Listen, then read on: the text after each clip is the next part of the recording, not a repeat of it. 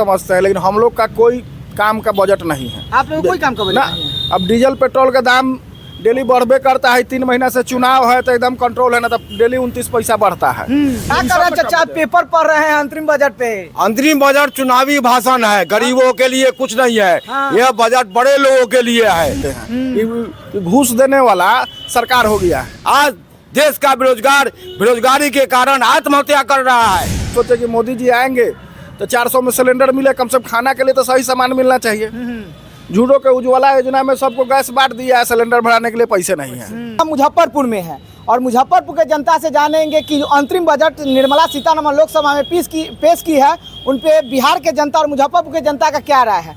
जो अंतरिम बजट लोकसभा में निर्मला सीतारमण जी पेश किए हैं, उन पे मध्यवर्गीय परिवार के लिए क्या फायदा? मध्यम वर्ग है, ज्यादा बजट को नहीं समझते हैं, लेकिन हम लोग का कोई काम का बजट नहीं है। आप लोग कोई काम का बजट नहीं है? अब डीजल पेट्रोल का दाम डेली बढ़बे करता है। 3 महीना से चुनाव है तो एकदम कंट्रोल है ना, तो डेली 29 पैसा बढ़ता है।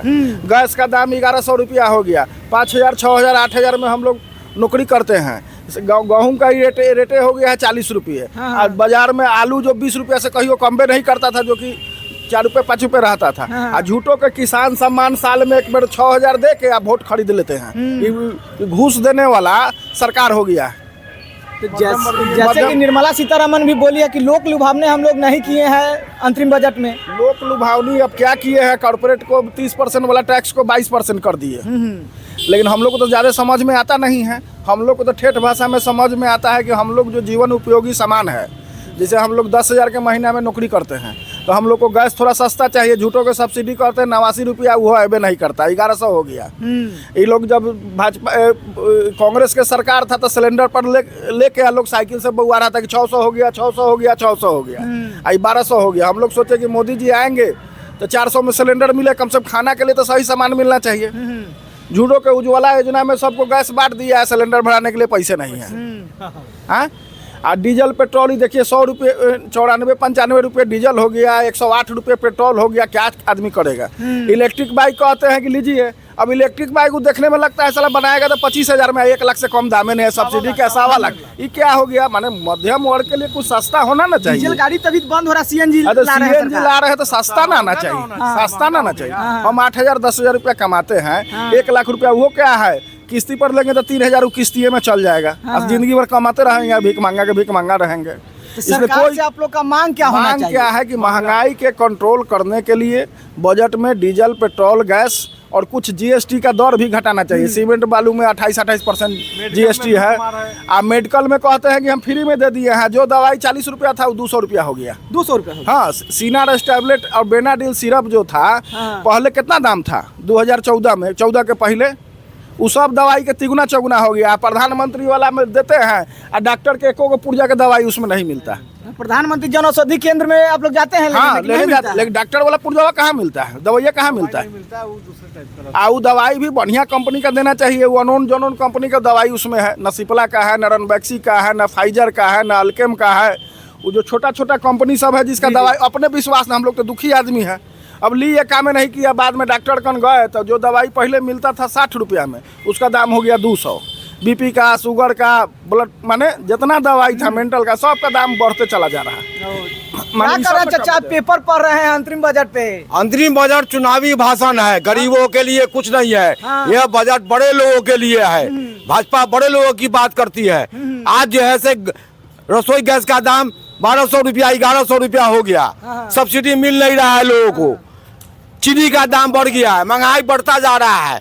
पेट्रोल डीजल का दाम बढ़ गया है, यात्रा भाड़ा बढ़ गया, कहीं कुछ नहीं है। आम लोगों के लिए कुछ नहीं है। यह बड़े लोगों की बजट है। गरीब लोगों, मध्यम लोग मर रहा है खाने के बिना। बेरोजगारों के लिए कुछ नहीं है। केवल बेरोजगार आज देश का बेरोजगारी के कारण आत्महत्या कर रहा है। पुल पर से कूद जा रहा है, नदी के पुल पर से, रेल से कट जा रहा है। कोई व्यवस्था नहीं है। आज रेल में लाखों पद खाली है। तमाम केंद्रीय विभाग में पद खाली है। आप बहाली नहीं कर रहे हैं। आप क्या कर रहे हैं? गरीबों के लिए कीजिए ना। गैस कराइए 400 रुपया में।